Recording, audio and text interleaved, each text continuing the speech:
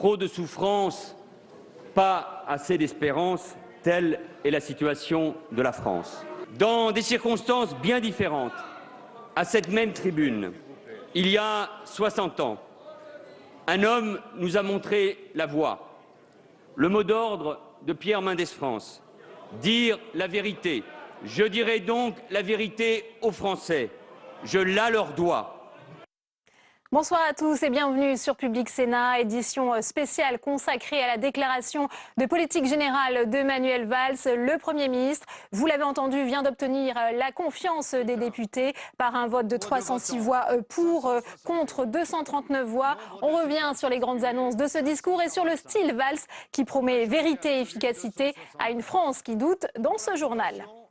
C'était donc l'heure de vérité pour Manuel Valls cet après-midi, 15 h, devant la représentation nationale. Le nouveau Premier ministre a déroulé sa feuille de route pour faire oublier la page dévastatrice des municipales et il a confirmé les 50 milliards d'euros d'économies sur 3 ans, un effort qui devra être partagé par tous. Le détail avec Sandra Cerquera. Manuel Valls l'a confirmé, il y aura bien 50 milliards d'économies sur 3 ans, assurant que l'effort sera partagé par tous. Il promet que l'État en prendra une grande partie à sa charge, soit 19 milliards d'euros sur les 50 prévus. 10 milliards d'euros d'économies pour l'assurance maladie et 10 milliards également pour les collectivités locales. Je suis pour le respect de nos engagements, pour le sérieux budgétaire, pas pour l'austérité, pas pour la remise en cause de notre modèle. Et ce nécessaire équilibre, nous allons à nouveau l'expliquer à nos partenaires européens. Un effort inédit qui doit permettre de financer le pacte de responsabilité. Mais pour l'opposition UMP, le compte n'y est pas. Les économies annoncées ne suffiront pas à baisser le déficit. Aucune précision sur les allègements de dépenses publiques, sauf la répartition entre l'État, les collectivités locales et le système social. Donc c'est en fait un discours très insuffisant en termes de précision. De nouvelles économies au-delà des 50 milliards sont déjà prévues. Un budget rectificatif pour 2014 doit être présenté avant l'été. Et autre annonce qui était attendue, le geste du gouvernement pour les bas salaires. Manuel Valls a promis d'alléger la fiscalité pesant sur les ménages modestes. Jérôme Bonnard. Le pacte, je l'ai dit, le président de la République l'avait indiqué, est un pacte de solidarité également. Il doit améliorer le pouvoir d'achat des salariés les plus modestes. Le meilleur moyen, c'est d'agir sur les cotisations salariales pour augmenter le salaire net. Cette baisse des cotisations annoncée cet après-midi s'appliquera aux salariés au SMIC dès le 1er janvier 2015. Un coup de pouce aux ménages les plus modestes qui verraient ainsi leur salaire augmenter de 500 € net par an. C'est presque la moitié d'un 13e mois pour un salarié payé au SMIC. Ce gain sera dégressif entre le SMIC et 1,3 fois le SMIC. À noter que les travailleurs indépendants et les artisans devraient voir leur cotisation famille baisser de 3 points dès l'an prochain. C'est enfin la baisse d'impôts des ménages à hauteur de 5 milliards d'euros d'ici 2017 qui pourrait enfin réconcilier les nombreux électeurs de gauche qui ont exprimé leur colère lors des dernières municipales. En particulier, et nous l'avons entendu tout au long de cette campagne des municipales, ceux qui sont entrés dans le champ de l'impôt sur le revenu ces dernières années, alors même que leur situation ne s'était pas améliorée. Reste à savoir désormais dans quel budget ces mesures seront intégrées, en plus de l'autre pacte, le pacte de responsabilité et ses 50 milliards d'euros d'économies.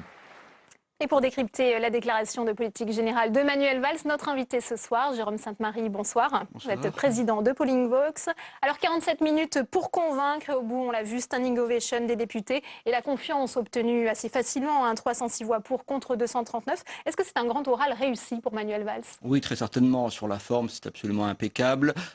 Il a réussi à faire assez court d'ailleurs, presque plus de 2 fois plus court que son prédécesseur Jean-Marc Ayrault.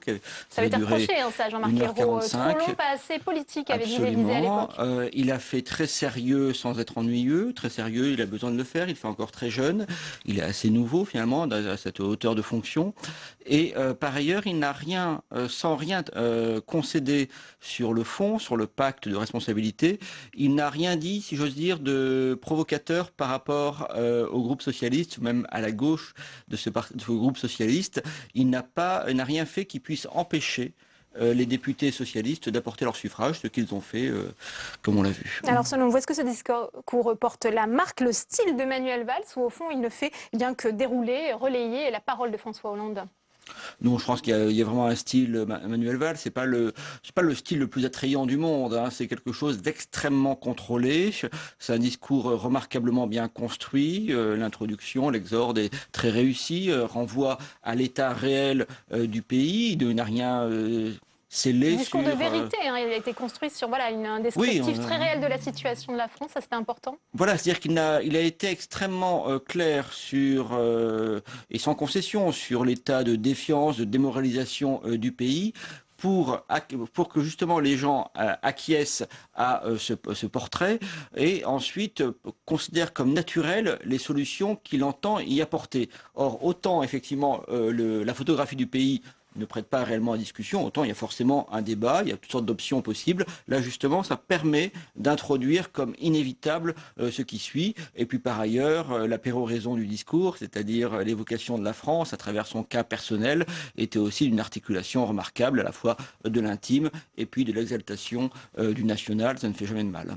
Effectivement, on a entendu, hein, c'est un temps fort de son discours, rassembler, apaiser, croire en la jeunesse, fierté d'être français et combattre le repli sur soi. C'est un message clairement adressé aux électeurs du Front National. Oui, pas seulement. Vous savez, quand on est Premier ministre ou Président de la République, c'est pas plus mal de dire du bien du pays que l'on représente et que l'on dirige. Donc ça ne se réduit pas à cette question du Front National. Ça veut dire aussi que comme il n'y a pas de grande espérance, il n'y a pas de grande promesse finalement dans ce qui est annoncé, eh bien il y a toujours le plaisir d'être français. Mais c'est effectivement, bon, faut voir avec quels moyens il a à offrir. C'est pas tout à fait évident. Ce qui est intéressant aussi, c'est de voir qu'il n'a quand même bien suivi la feuille de route du président de la République. Encore une fois, il s'exprime à toutes sortes de publics. Il s'exprime bien sûr aux députés devant lui, il s'exprime également devant le président de la République, quand même, qu'il a nommé, et dont il a bien montré qu'il était fidèle dans l'application de sa feuille de route. Son propos est également dirigé vers les Français, bien que la plupart ne le regarderont pas dans l'intégralité, bien entendu. Et puis, bien sûr, aujourd'hui, son discours est dirigé vers les chefs d'entreprise, qui ont été quand même largement servis dans cet exercice. De mesures sur la compétitivité des entreprises. Et puis vers les marchés financiers, vers nos créanciers. Donc grand oral réussi, peut-être un bémol quand même, Jérôme Sainte-Marie, sur ce que vous avez entendu cet après-midi? Sincèrement, compte tenu de la difficulté de l'exercice, du caractère très compliqué de la situation. Encore une fois, c'est un Premier ministre qui arrive comme Bérégovoy avant lui, ou Laurent Fabius, un Premier ministre de gauche qui arrive en milieu de mandat, après une lourde défaite électorale, qui commence d'ailleurs l'exercice de sa fonction en étant impopulaire d'après les chiffres de CSA, populaire d'après ceux de la LH2, en tout cas, c'est pas l'enthousiasme. Je crois que là, il y a quelque chose qui est assez remarquable. En tout cas, il n'y a pas eu véritablement, si on doit faire vraiment un bémol, il n'y a pas eu grand-chose à part son histoire personnelle et la rigueur de son propos qui signe finalement une personnalité particulière. Je ne crois pas que ce soit un discours mémorable, mais à part celui de Chaban-Delmas en 69, on se souvient surtout des discours de ce style ratés par Édith Cresson ou par Bérégovoy. Merci beaucoup, Jérôme Sainte-Marie, pour votre analyse. Autre temps fort de la déclaration de politique générale de Manuel Valls, c'est cette promesse d'un Big Bang territorial qui passera par une réduction de moitié du nombre des régions dans l'Hexagone et la suppression des conseils départementaux en 2021. Alors au Sénat, assemblée représentant les territoires, cette annonce n'a pas manqué de susciter des réactions. Flora Sauvage avec Louis Sibyl. Des mesures radicales pour simplifier le millefeuille territorial. Dans son discours de politique générale, Manuel Valls a détaillé son plan. Première mesure, le nombre de régions sera divisé par 2. La nouvelle carte sera établie pour le 1er janvier 2017. Au Sénat, l'annonce est diversement appréciée. Moi, je suis partisan que l'on ait des régions qui soient efficaces, plus efficace encore qu'aujourd'hui pour l'économie et pour l'emploi. Et le nouveau Premier ministre ne veut pas s'arrêter là. Il a en outre proposé la suppression de la clause de compétence générale pour les collectivités territoriales. Une clause qui permet aux régions, départements et communes d'intervenir dans tous les domaines qu'ils jugent nécessaires. J'ai entendu qu'il y aurait la suppression de la clause de compétence générale. Et ça, j'allais dire que c'était attendu, c'est pas une surprise, mais qu'il y allait avoir un processus qui allait s'enclencher pour permettre la suppression des conseils départementaux en 2021. J'ai pas compris si c'était certain, si c'était peut-être. J'ai compris que c'était en tout cas l'intention du Premier ministre. C'est d'autant plus surprenant qu'il y a quelques semaines, quelques mois, Madame Lebranchu avait fait un grand article juste au moment du congrès de l'ADF pour dire que ce gouvernement était très favorable au département, que le président de la République, pour avoir été lui-même président de conseil général, était très favorable au département. Donc on est là sur un vrai changement de pied et de cap. L'autre annonce qui bouscule les élus, c'est la suppression des conseils départementaux à l'horizon 2021. Manuel Valls a enfin annoncé une nouvelle carte de l'intercommunalité fondée sur les bassins de vie qui entrera en vigueur au 1er janvier 2018. Alors Manuel Valls a-t-il réussi son grand oral? A-t-il imprimé sa marque? Lui à qui François Hollande a demandé de faire du Valls. On a posé la question au sénateur Louis Sibylle. Pari à moitié réussi pour le nouveau Premier ministre. Au Sénat, le discours a été lu sans trop de chahut, mais il est loin de faire l'unanimité. Même au sein du PS, la gauche de la gauche trouve que le détail du pacte de solidarité est une maigre consolation. Rien de nouveau sous le soleil, si ce n'est le seul point qu'on peut considérer comme positif, c'est d'une part le fait qu'il y aura un petit coup de pouce beaucoup plus faible que ce que certains annonçaient pour les smicards avec l'allègement de la cotisation des allocations familiales. Ambiance aussi mitigée pour les Verts qui ne marquent pas tous leur défiance vis-à-vis du gouvernement. Pour eux, le discours manquait de hauteur. Il y a quelques pistes aussi dans le sens des écologistes. Bon, vraiment, il y a quelques mesures, mais moi je m'attendais à un discours beaucoup plus, disons, beaucoup plus fort, enthousiasmant, plein d'espoir. Aussi paradoxal que cela puisse paraître, UMP et communistes se retrouvent pour dire que Manuel Valls n'a pas retenu la leçon des municipales. C'est un discours décevant.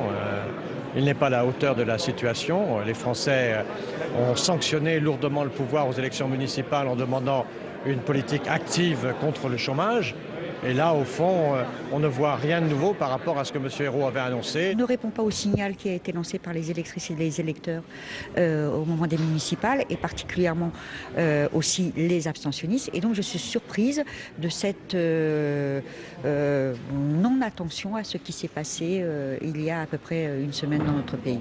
L'hémicycle cet après-midi était presque comble. Les sénateurs l'ont promis, ils seront bien présents demain pour l'allocution du Premier ministre. Emmanuel Valls a tendu la main aux écologistes en confirmant un projet de loi sur la transition énergétique avant l'été. Mais pour Jean-Vincent Placé, chef du groupe écologiste au Sénat, ce discours donne une forme de quitus à la décision du parti de ne plus participer au gouvernement dans la mesure où c'est la continuité, je cite, de la politique économique et sociale. Gérard Larcher, l'ancien président et sénateur UMP des Yvelines du Sénat, est l'invité de Preuve par 3, émission à revoir ce soir à 22h45 sur Public Sénat. Il a réagi à l'allègement du coût du travail proposé par Manuel Valls. On l'écoute. Les économistes ont constaté que ça avait sans doute créé 30 000 emplois. Et donc c'est une mesure utile, forte, et que nous avions déjà utilisée à un moment difficile. Mais je pense que il faut réfléchir. Il y a 10 ans, Manuel Valls parle d'il y a 10 ans. Il y a 10 ans, 2004, à 3 jours près, je devenais ministre en charge des relations du travail. Avec Jean-Louis Borloo, nous avions une mission, car le taux de chômage était élevé, de faire baisser le chômage. Et le chômage a baissé, non pas simplement par notre génie personnel, soyons, j'allais dire, humbles, parce que c'est un sujet tellement compliqué, tellement difficile, simplement parce que nous avons eu de la croissance. 24h Sénat, tout de suite, le débat.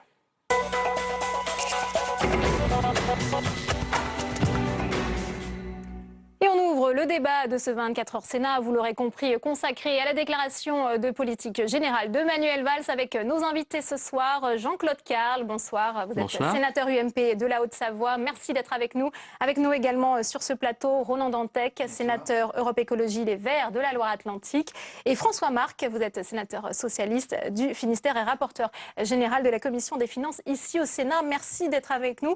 Jean-Claude Carle, qu'avez-vous pensé de ce discours de politique générale? Est-ce qu'il a été à la hauteur de la situation et des attentes des Français? Ce discours, c'est surtout un constat d'échec de la part du Premier ministre. Et je cite ces phrases: trop de souffrance, pas assez d'espérance, des feuilles d'impôts trop lourdes, des feuilles de paye trop faibles, le chômage qui assomme le pays. C'est le constat d'échec. Ensuite, c'est un catalogue. Il fallait le faire, ce constat. C'est un état des lieux qui est nécessaire. C'est reconnaître l'échec de son prédécesseur. Alors, on va encore nous ressortir, bien sûr, le coup de l'héritage. Ça fait 2 ans que la gauche est au pouvoir. Il ne faut plus parler de l'héritage. C'est un constat d'échec. Et ensuite, c'est un catalogue d'idées ou de principes louables. Mais le problème n'est pas là. Le problème, c'est comment on fait. Réduire le coût du travail, bien sûr qu'il faut le faire. Mais comment on le fait? Là, pas un mot. Alors, François Marc, constat d'échec, vient de dire Jean-Claude Carle. Qu'avez-vous pensé de cette déclaration de politique générale? Eh bien, moi, j'ai trouvé Manuel Valls très déterminé, très dynamique dans ses propositions, très volontaire. Et je pense que c'est de ça qu'on a besoin sans doute aujourd'hui, c'est de mobiliser le pays. Parce que l'équation, elle n'a pas changé. L'équation reste la même. L'équation est très difficile. L'équation, c'est un endettement considérable, c'est le coût du travail, c'est le problème de la productivité de nos entreprises. Et je crois que les engagements qui sont pris sur la productivité, sur la baisse des charges, ça répond complètement à ce qui était attendu. Certes, il y a déjà des mesures qui ont été annoncées dans ce sens et Manuel Valls les reprend, mais il élargit le spectre et il offre globalement un chiffre de 30 milliards pour améliorer la compétitivité. Et on a aussi une réponse en ce qui concerne les salariés les plus modestes, avec 5 milliards qui vont être consentis pendant les prochaines années, alors que les marges sont très restreintes. Donc je crois que c'est ambitieux dans ces marges restreintes, mais je crois que c'est suffisamment volontaire pour qu'on atteigne l'objectif, mobiliser le pays aujourd'hui. Alors Ronan Dantec, volontaire, déterminé, ambitieux. On sait que les écologistes ont écouté avec attention ce discours. Qu'en avez-vous pensé? Je crois que chaque parlementaire l'a écouté avec attention, mais moi, il me semble quand même que les inquiétudes et les ambiguïtés ne sont pas levées. C'est-à-dire qu'on a maintenant un peu mieux le détail des 50 milliards entre la part de recettes en moins pour la Sécu, pour le budget de la nation et pour les collectivités territoriales. 19 milliards d'euros pour l'État et 10 milliards Absolument. pour les collectivités locales. Maintenant, comment ça va se traduire? C'est ça la vraie question. C'est-à-dire que c'est là que la différence se fait aussi entre la gauche et la droite. C'est-à-dire, est-ce que cet effort qui est demandé va être un effort réparti plutôt vers ceux qui gagnent le plus d'argent dans ce pays, ou est-ce qu'il sera une baisse de prestations pour l'ensemble de la population? C'est toute la difficulté. L'inquiétude d'une bonne partie de la gauche aujourd'hui, les écologistes bien sûr, parce que la position qu'on a prise de ne pas rentrer dans ce gouvernement n'est pas juste étalonnée sur l'ambition de la transition énergétique. C'était évidemment une vision globale. Donc l'inquiétude qui s'exprimait chez les écologistes, y compris au sein du Parti socialiste, à mon avis, et j'entendais les premières réactions, n'est pas levée. Maintenant, la position que nous, on avait prise, c'était ce que j'avais qualifié moi de position Saint-Thomas, c'est-à-dire de dire on ne rentre pas dans ce gouvernement, on reste clairement dans la majorité présidentielle. Ce que vous avez entendu aujourd'hui, ça vous conforte dans votre position? C'est ce qu'a dit Jean-Vincent Placé, je le citais à l'instant, finalement, pas de regret de ne pas... Non, moi je reste convaincu que la gauche devra se rassembler avant 2017 si elle veut gagner en 2017, donc François Hollande devra rassembler de nouveau, mais qu'on a un temps, d'un certain nombre de mois, où Manuel Valls devra apporter des garanties en termes de justice sociale et bien sûr d'ambition de la transition énergétique. Sur la transition énergétique, je note donc que Ségolène Royal a 2 mois de rab pour l'ambition de la loi. Mais on n'est pas allé beaucoup plus loin dans le discours de Manuel Valls. Alors Jean-Claude Carle, on a quand même quelques détails supplémentaires en ce qui concerne les mesures pour la compétitivité des entreprises et des mesures pour les bas salaires. On ne peut pas dire qu'il n'y ait pas d'annonce très concrète. On le voit notamment pour les sociétés. Non mais l'annonce, elle y est. Et je donne acte à Manuel Valls de faire, je veux dire, le pourquoi. Pourquoi on en est là? Simplement, comment on fait maintenant sur les 30 milliards d'abaissement du coût du travail? Tout le monde est d'accord. Simplement, où on les fait? Comment on les fait? Est-ce que ce manque à gagner pour l'État de 30 milliards, on va le trouver où? Comment on va le compenser? C'est vrai pour la sécurité sociale. Comment on réduit de 10 milliards? Est-ce qu'on va moins rembourser les médicaments? Est-ce qu'on va moins limiter les actes des praticiens? C'est ça qu'on attend. Alors c'est vrai qu'on ne peut pas aller dans le détail dans un discours de politique générale, mais il fallait quand même aller plus loin que des mots qui sont séduisants. Pacte de responsabilité, un pacte de solidarité. Moi, ce que je crains, c'est que la France aille vers un pacte d'insolvabilité. François Marc, peut-être quand même, parce qu'on ne peut pas dire qu'il n'y a pas eu d'annonce sur la fiscalité des entreprises aujourd'hui dans ce discours. Je crois qu'il y a une première chose peut-être à rappeler, c'est que Manuel Valls est référé, et je crois d'une façon pertinente, à Mendes France. Manuel Valls dit il faut dire la vérité. C'est vrai que la vérité, peut-être qu'elle n'a pas été dite suffisamment dans le passé. Je ne veux pas parler des 2 années écoulées, parce qu'on a quand même dit un certain nombre de choses, mais c'est vrai aussi des années antérieures. Donc je pense qu'il faut regarder les choses en face. Et ça, je pense que Manuel Valls saura le faire vis-à-vis du pays. Et puis sur les mesures, bon, les choses sont claires. Sur les 30 milliards, on sait où on va les mettre. Il y a 20 milliards pour le CICE et 10 milliards de baisse des cotisations pour les entreprises. Donc ça répond à quelque chose que tout le monde demandait depuis des années. La droite demandait la TVA sociale. Ça consistait en quoi? Ça consistait à supprimer, à baisser les charges sociales. C'est ce qu'on fait. Mais on ne va pas mettre ça sur la TVA parce que c'est un impôt injuste. Donc on va le financer autrement. Et sur les 50 milliards d'économies, ce sont des économies à réaliser, il va bien falloir s'y mettre et le Parlement sera associé à ce travail, c'est ce que le Premier ministre a dit. Il y aura des propositions, mais le Parlement va débattre. C'est difficile, ce sera impopulaire, mais le Parlement devra jouer son rôle pour trancher sur le choix de ces économies à faire dans tous les domaines, santé, budget de l'État et collectivités. Ronan Dantec, effectivement, le Parlement sera mieux associé. Ça, c'était également une demande des écologistes. Oui, ça, je crois que Manuel Valls a été clair là-dessus. Enfin, il avait eu quand même 2-3... pétitions et propos collectifs des parlementaires de gauche qu'il ne pouvait guère ignorer. Mais donc, d'ailleurs, en tant qu'écologistes, on a été très clair, et on le sera demain, sur le fait que nous allons jouer la coproduction avec le gouvernement, avec les groupes parlementaires. Donc on n'est pas en train de se retirer sur notre aventin et de ne plus participer. Non, non, on reste effectivement très actif dans cette majorité.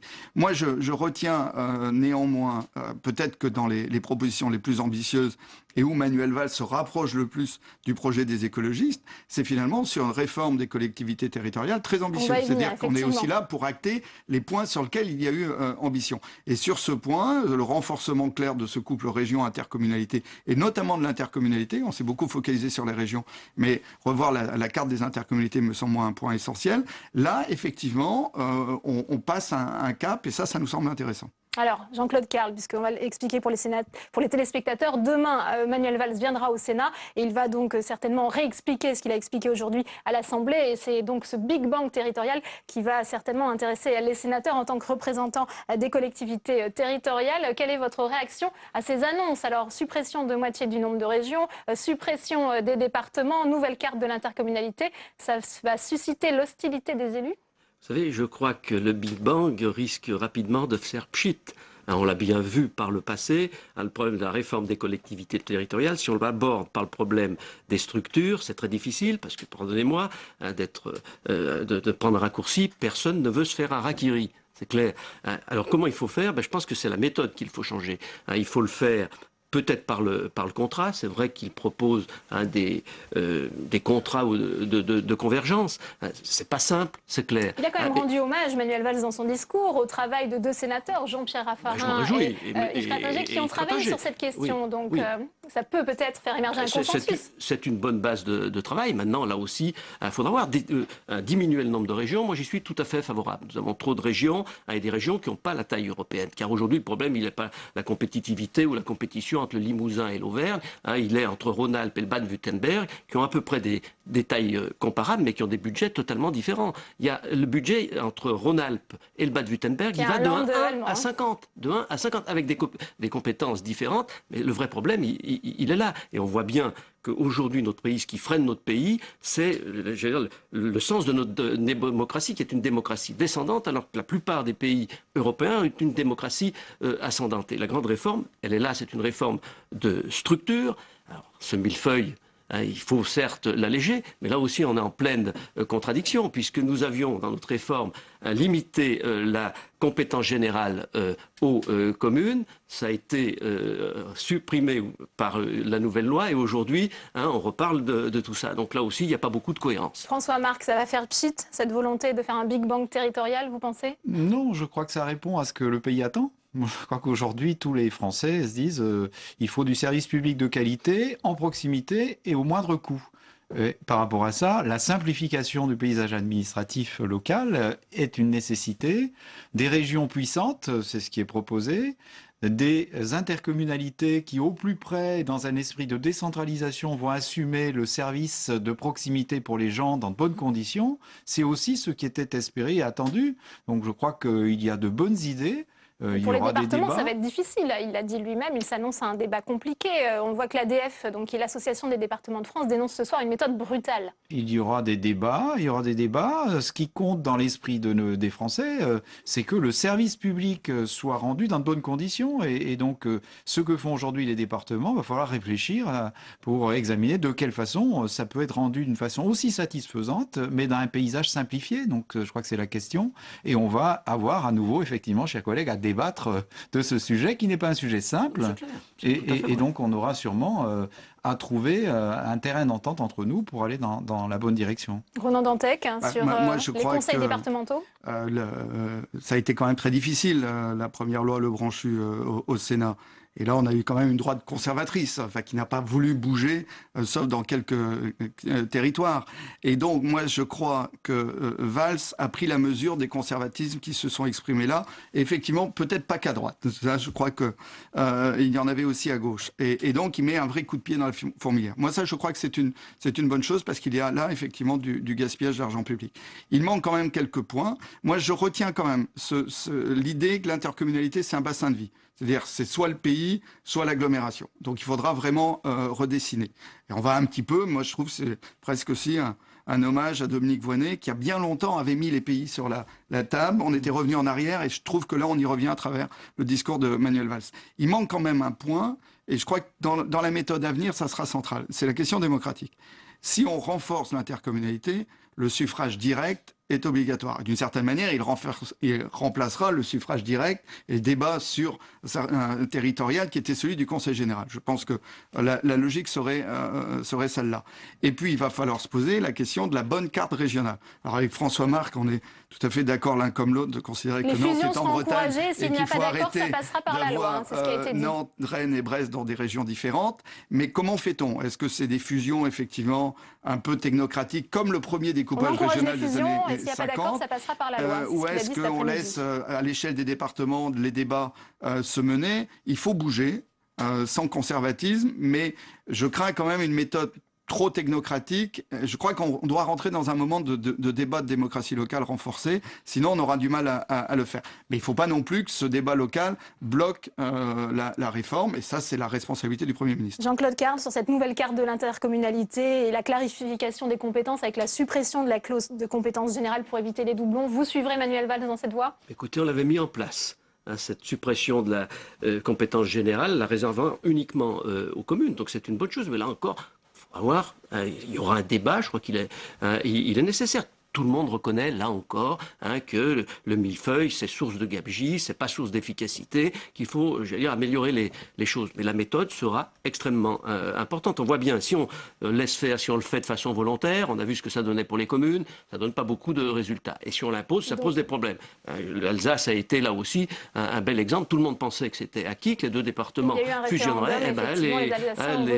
La démocratie s'est exprimée autrement. Alors demain, il y aura ce débat au Sénat avec Manuel Valls.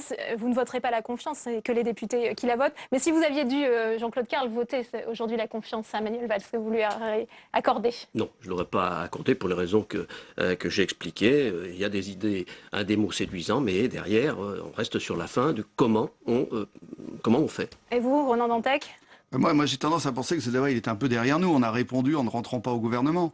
Ce qui me semble passionnant maintenant, c'est de voir comment Manuel Valls, qui a besoin, et François Hollande encore plus, du retour des écologistes, va effectivement créer cette dynamique. Il a confirmé quand même rapidement, on va faire réagir François-Marc. Et donc, vous auriez voté, on imagine bien entendu, la confiance à Manuel Valls? La situation de la France est telle qu'aujourd'hui, il faut encourager tous ceux qui sont prêts à mener le combat pour que la France se redresse. C'est la question que nous avons posée aux internautes du nouvelobs.com. Regardez, voteriez-vous la confiance à Manuel Valls? Eh bien, les internautes ont répondu oui à 50%, non à 45% sur 523 votants. Mais c'est encourageant. Merci à tous les trois d'avoir été les invités de ce 24 heures Sénat. C'est la fin de cette édition. Merci à vous de l'avoir suivi. À 22h, vous retrouvez Sonia Mabrouk. Très bonne soirée et à demain.